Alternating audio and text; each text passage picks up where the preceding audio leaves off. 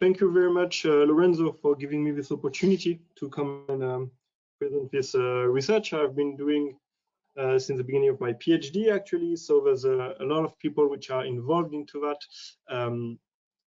So my supervisor, my PhD, and my postdocs, and until today, I've been working on trying to understand how understanding the past fluid flow in terms of geochemical signature can help with tectonics problem.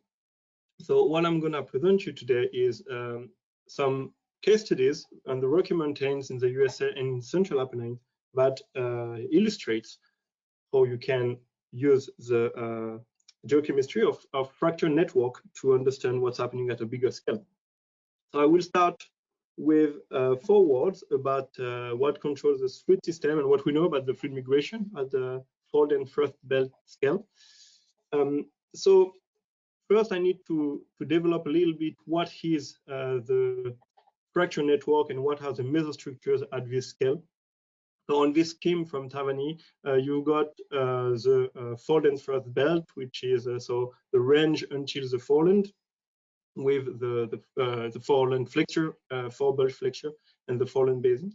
And in this, you have a lot of different complex mesostructures network, which include fault, joints, veins, pressure solution. And there's general rules. For example, in the foreland, you're going to have a long strike and a cross strike fractures and faults. In the non-deformed part of the foreland basin, you're going to have the layer parallel shortening, which will trigger some pressure solution cleavage called starlite, some veins, some faults.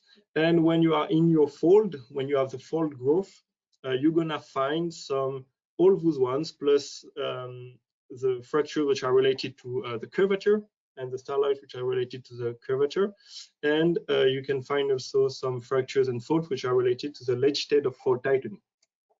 So at the scale of the fold, you have, when you go on the field, a very complex mesostructure network, which include starlights, which have seen the burial history, which are the bed parallel starlight, and fractures and starlight and fault, which can be related to all the history which predate the fold growth, the history which is related to the fold growth, and what can post-date the fold growth.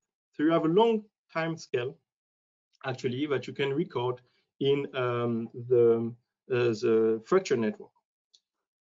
And in this fracture network, we can look at the past fluid, looking at what we call the fluid system, which has been defined for a long time as the combination of the pressure, temperature, and chemistry of the fluid at the time it precipitates, because these 3 parameters, they basically control how a fluid will interact in different geological process. For example, the pressure is gonna control the migration of hydrocarbon, while the temperature is gonna be more important for geothermal processes. In 2012, Evans and Fisher have done nice compilation work, or review work, about how this fluid temperature, pressure, and chemistry can be affected and modified by folding. And they basically come with this complicated table, which shows that the folding will affect the fluid system by developing some deformation which will enhance or reduce the fluid mobility, enhance or reduce the porosity, and that the fluid is going to affect the rock strength in some different ways. And so they added to this fluid system an extra parameter which is very important, which is the fluid mobility. And the fluid mobility defines if the fluid system is compartmentalized or homogenized, if it's closed or if it's open. This is really important, because doing that, we can wonder what is the pathways that leads your fluid from where it was before to where it precipitates at the time of deformation. And that's really important, because it basically is a plumbing system, which is key when you want to do some structural geology. An example of feedback on tectonics from this pressure, temperature, and chemistry of the fluid can be given by the study of Coletta. in the Venezuelan fold-thurst belt. So when you're a geologist, you go on the field, you can reconstruct from the map, from the outcrop, and sometimes you can have this seismic lines, sometimes you have wells. That helps to draw a cross-section of the subsurface that you cannot see otherwise. And you can do nice and restorable cross-sections. And those cross-sections, they are geometric, and they can be used in basin models to compute where the fluid can go to predict the fluid flow. And here, this is what have been done in the same area based on these cross sections and with the properties, of course, of the rocks. Are they permeable, non-permeable, porous, non-porous, fractured, non-fractured? And you have these yellow arrows, which are basically the flow of the fluids. And you can also compute then if there's an overpressure in the reservoir you're actually aiming at, which is quite important when you want to drill. And so here, taking this geometry, you can see in this model, there's no overpressure. But if you actually look at the data from the wells, you have an overpressure reservoir because this is hydrostatic gradient, this is lithostatic gradient, and you're basically in between. So there's something wrong with this model. Of course, it's probably not the physical laws that have been used to calculate the pressure and the flow, but maybe the geology. So you can correct. And the correction here is to actually extend the under seismic scale layer of non-permeable shells, which is here, which is in gray, and so which puts a cap and makes so this reservoir under overpressure. So here you have an example of how looking at current fluid flow and current fluid pressure can help to refine geological interpretation of data. But this work I'm going to show to you is not about current fluid flow, but past fluid flow. And in fold and thrust belt, there has been a long history of fluid flow with a lot of different fluids of various origins, which have been flowing through the basin and through the foreland, through the forebulge, with a lot of different engines of migrations. So here on this schematic drawing, I try to represent the different domain of the fold-thurst belt for the range of foreland, which can be thin-skinned or thick-skinned, and the forebulge. And of course, the fluid system is actually quite different in every of those parts. In the range, you have the meteoric fluid, which are flowing down, following the large-scale thrust as a mechanism called seismic pumping, which is then an open fluid system to superficial fluids. When those fluids, they will be expelled forelandward by the tectonics in a mechanism that you can call a squeegee. So it's like you have a sponge and you press the sponge, the fluid's gonna go forward. This is trace controlled. And they're gonna mix with other fluids, or they can mix with formational fluids, which are seawater, from which a carbonate is gonna precipitate, for example, or they can interact with some evaporates and create some brines. The formational fluids can precipitate where they were when you deform, or they can migrate, thanks, for example, to the pressure gradient due to the altitude difference between 2 points of your basin, which is called the water table. And so you have evolved seawater, which means that we have some fluid rock interaction, it changes the chemistry a little bit. And of course, when you have some basement involved, you can expect to have some basement-derived fluids, which can be metamorphic fluids or volcanic fluids. So this is what you can expect in the fold-thurst belt. This is a really complex area, and especially at the fold and thrust scale, you have like a lot of mixing, a lot of different things, which can be directly related to the tectonics. So this is what we want to do, reconstructing this large scale by looking at these tiny little guys, the fractures, the starlights, and the faults under the seismic scale fault. So when you have veins and starlights, you basically have an access to the deformation history, which can predate, be related to or post-date the deformation, and you can access to the past pressure by paleopiezometry, for example. And in most of this deformation, you have some precipitates, the cements. If you check that the cement is actually coeval to the opening of your fracture, you can then have an access to the fluid chemistry and temperature by using some some isotope like oxygen, carbon, or CO2, some trace element content, some fluid inclusions thermometry.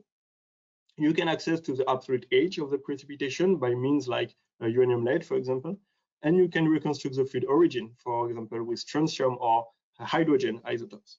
So this is what we're going to do in two different cases. The first one being the Bighorn Basin, which is located in the Rocky Mountains, USA.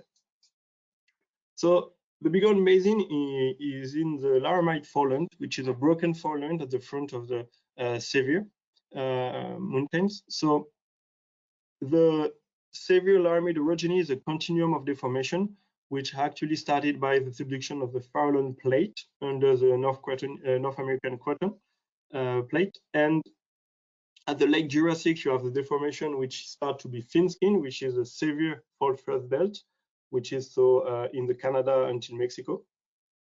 And under the North America, at the end of the Cretaceous, you have a slab break-off, and the under-thrusting slab is gonna become flat. It's gonna couple to the North America plate, and so there's a dramatic change in the tectonic style, where you have a lot of pre-existing basement faults which are inverted, and so what you actually see in the Laramide foreland is a lot of basement uplift, which structure tiny, smaller intracratonic basins, like the Bighorn Basin. And in this Bighorn Basin, you also have a basement called folds, like the Rattlesnake Mountain or Sheep Mtn anticlines, which are on the side of the basin and which are the target that we're gonna look at in this study. So those two anticlines, one on the western part, one on the eastern part, are quite similar. The Rattlesnake on the west is a beautiful dropped fold above the basement that you can see here.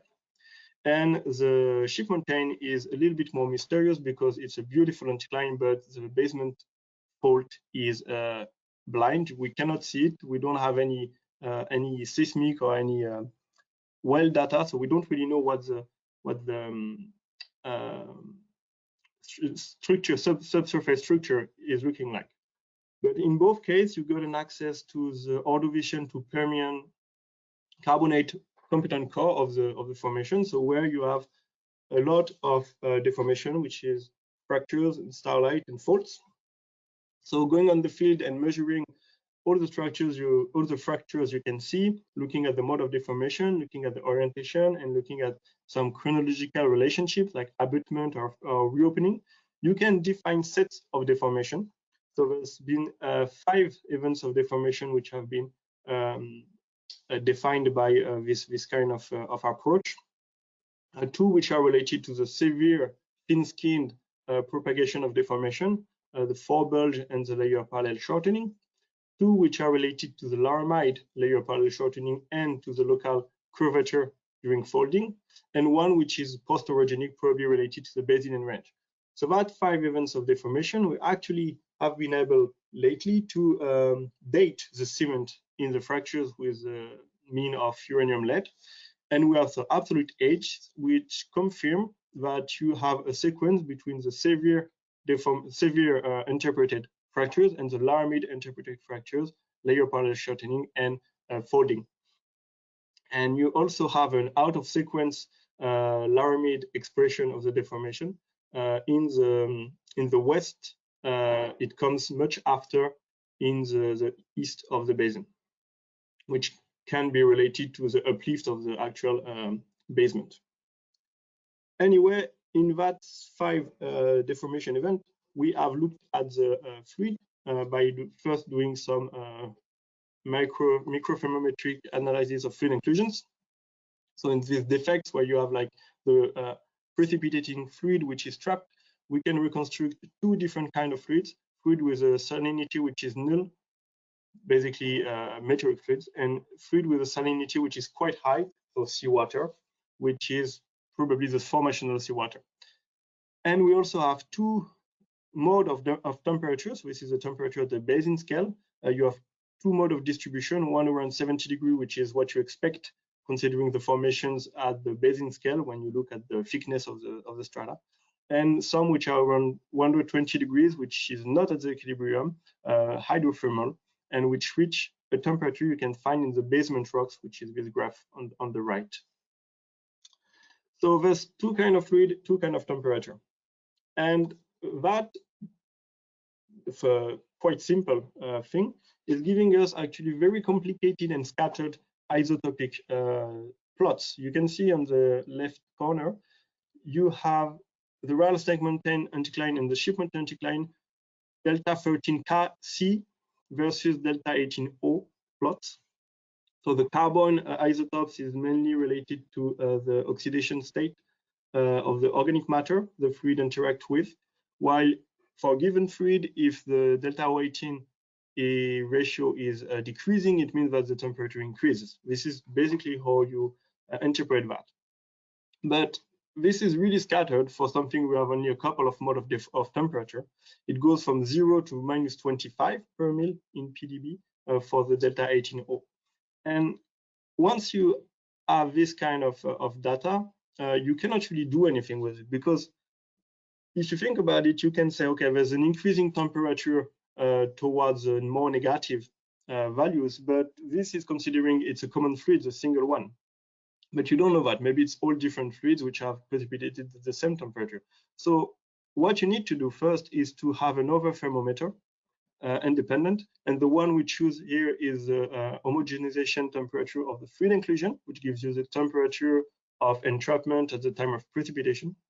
And so we plotted the homogenization temperature versus the delta 18 measured in the same crystal of carbonate, in the same vein, and it allows us to calculate the delta 18 of the fluid that precipitated.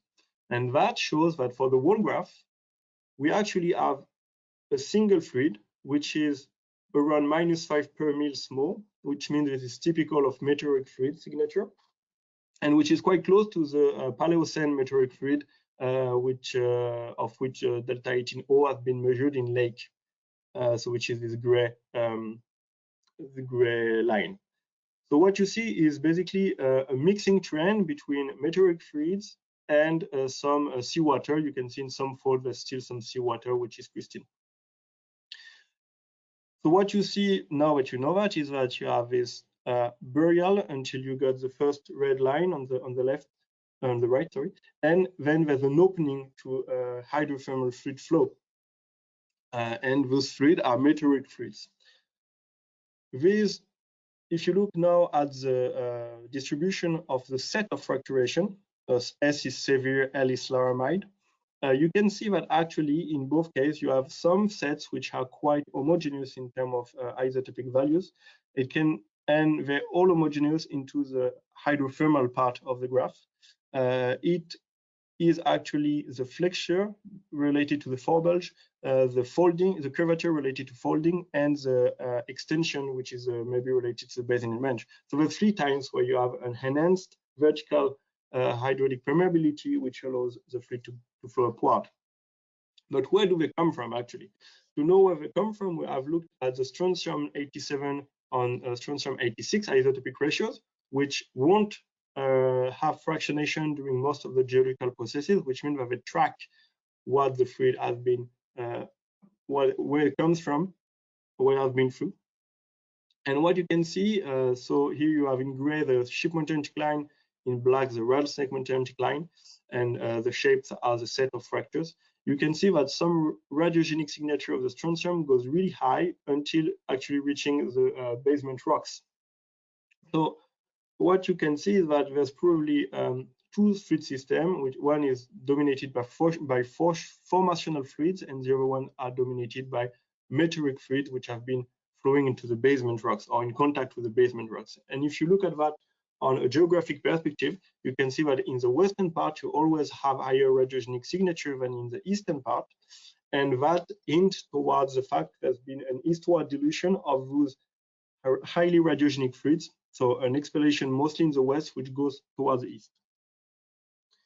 That allows us to draw a scenario at the long term with the first step of initial input with a recharge of meteoric fluid, which flow down to the basement and then has been expelled forelandward by the squeegee until there's a forebulge. With forebulge, you already see a pulse of vertical fluid of vertical pulse, of hydrothermal fluids from the basement, and that lasts until the fold curvature, which is not at the same time in both folds.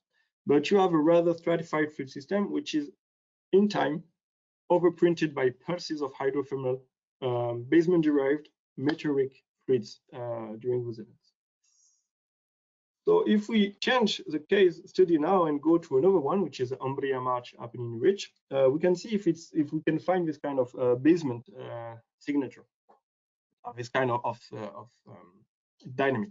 So I'm sure you all know better than me actually the Umbria Marche Apennine Ridge geology, which is a beautiful geology which has been for a long time quite discussed in terms of structural interpretation. You can see here 4 different interpretations of the subsurface, where some implies a basement, some doesn't imply the basement. So it's thin skin, thick skin, a little bit of both. There have been recently some large-scale and high-quality seismic lines which help to unravel what it is under, but it's still a little bit debated. It's not really clear what's happening at the basement Triassic contact. But what we've done there is to look in different folds that have been framed here along a transect across the ridge to see if we could what is basically the fluid evolution during the folding, and if we can help to understand what's the deep structure. So in all of those folds, you have an access to the Jurassic to Paleogene structures with formations, which are mainly carbonates, and you can see that there's a lot of different fractures and starlights. At the very first order, what you can define in this area is 3 different steps of deformation. One which is basically the layer parallel shortening related to the Apennine contraction, so which is striking northeast southwest, a little bit east-west when the folds are striking north-south. Then there's the folding, which is shown by the curvature-related extensional fractures, which you can have striking parallel to the fold hinges. And then you have a post-folding layers, late stage of fold tightening, which again records this northeast southwest contraction. So in that frame of deformation, we have looked at the past fluid system. And first we looked at where do the fluid come from. Using strontium 87 or 86 isotopic ratio, we have a range of values going from 0.7073 to 0.078. And actually, if you consider the age of the formation we studied, and if you consider the seawater expected values for strontium, you can see that actually all the fluids are reservoir fluids, meaning that in, for example, Jurassic formation, I have Jurassic fluids in terms of strontium signature.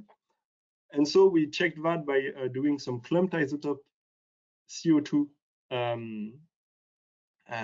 analysis. And so this analysis gives you back the temperature of precipitation and the delta 18 of the carbonate. So you can calculate the delta 18 of the fluids, similar to what we've done with fluid inclusions earlier. And so what you see here is that there's some fluids which are seawater, some are a little bit influenced by meteoric fluids, but most of them are evolved seawater, so with more or less fluidwork interactions.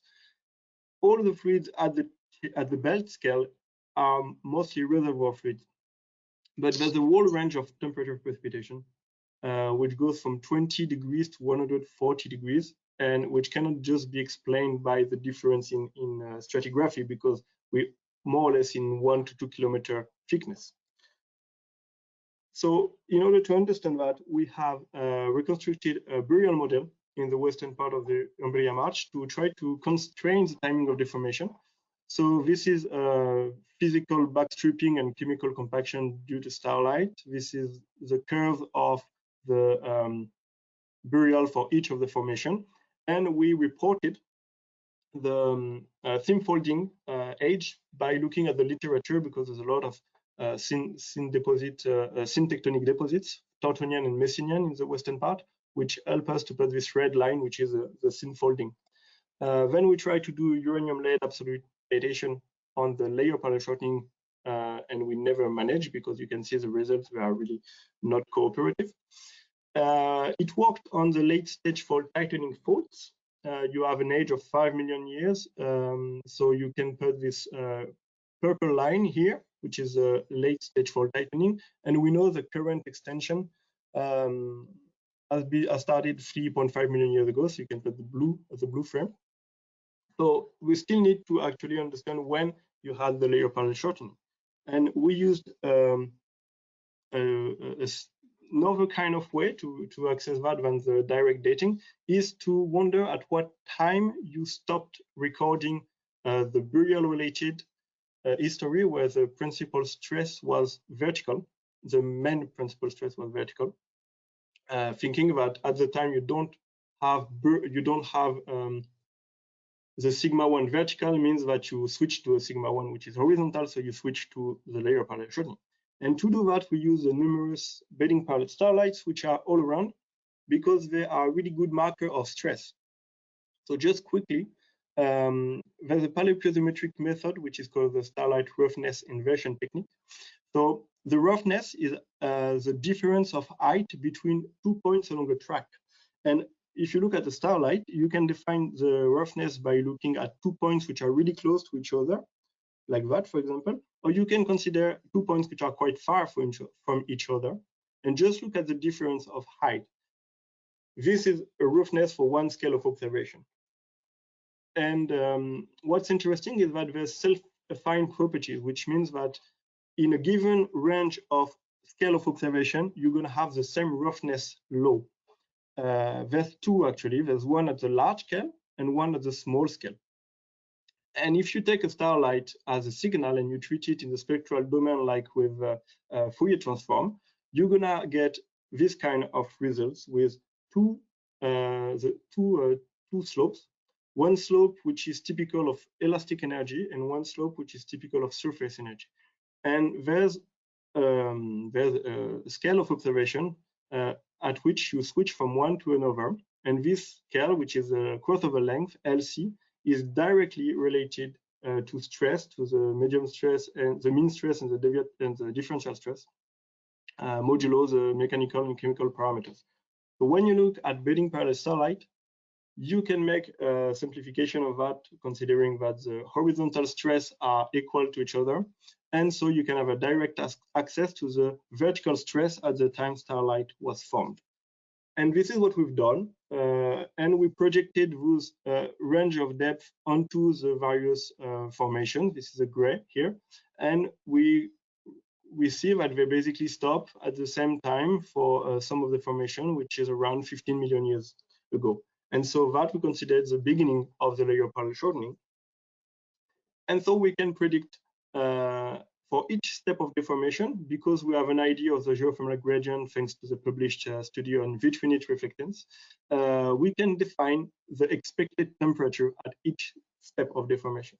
And so if I come back quickly on my graph with the temperature of precipitation, I can see there's some veins which have, for example, seam folding into the massiccio. It should be 120 degrees, actually 120 degrees. This is geothermal precipitation. Some are not. For example, this seam folding in the Maiolica, it should be 80, 90 degrees. It's actually 110, 120. So that's hydrothermal fluid there. And you can do that for all of them. Most of the data are actually, like here in blue, in a geothermal regime, and some of them are in the hydrothermal regime. So if you look at where this hydrothermal regime is actually, where is it distributed, you can see that it is in the western part of the belt, on the ridge, in the Monte Corona and Monte Subasio. And this is where the closest is the Tuscan nappe and the Ligurian nappe. So that allows us to propose some large-scale geology to explain that you have high temperature reservoir fluid flowing into only the western part of the thrust and fold and thrust belt. It is by invoking the overthrusting of the Tuscan and Ligurian nappes, which will make the reservoir much deeper, much hotter, of course, and so it will also create a lateral gradient of height and a stress squeegee which will allow the lateral migration of hydrothermal fluids, while the rest of the UMR, since the layer parallel shortening and during the folding, is actually a closed fluid system, completely stratified. Another thing is that you can also see that you don't have any marker of Triassic evaporites fluids in the reservoir, which can hint toward the fact that the fluid cannot cross the non-permeable evaporites, because in most fold-thurst belt, when you have a detachment level rooted onto salt Triassic rocks, you actually see it in the geochemistry of the veins and the faults. It's not the case here, so we think that maybe the deformation is rooted to the basement, but the basement fold doesn't. They don't cross-cut the Triassic enough to make it to make the fluid flow. So I'm gonna quickly give some conclusive remark and take-home message. So at the fold scale, first you have a lot of different deformation, different permeability at crystal scale, fold scale, starlet scale. But in literature, you mainly consider the fold scale as the most important for the fluid flow. But actually, there's a lot of fluids which can flow through the diffuse fracture network in the veins, in the joints, and with some sort of behavior during the layer parallel shortening, it seems that it's much more efficient lateral drain, while during the curvature, it's a much more efficient vertical drain. That helps to have a return on the fold scale structure. You can see here, I come back to the Sheep Mtn anticline in Wyoming, and I told you that there's three different kind of